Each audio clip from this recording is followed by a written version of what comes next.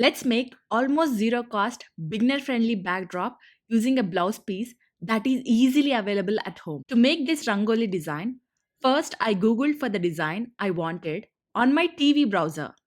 Then I selected the design I wanted and zoomed it on the browser to the size I needed on my TV browser.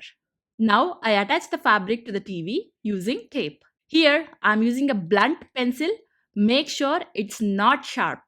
I turned on my TV screen and here is how it will display the design on the blouse piece. Simply, I trace the design onto the blouse piece. You can use this technique to trace any large design of your choice to paint or create your design as per need. After tracing, I placed the fabric on cardboard and secured it with some clips. Using a flat paintbrush and white acrylic paint, I painted the Rangoli design. As I had the borders for the design, I filled in the paint between the lines and used the back side of the paintbrush to add the dots for my Rangoli design. Use the iron box in low heat mode and iron the fabric after the paint is dried. Easy, beautiful, and zero cost backdrop is ready. Comment and let me know how you liked it.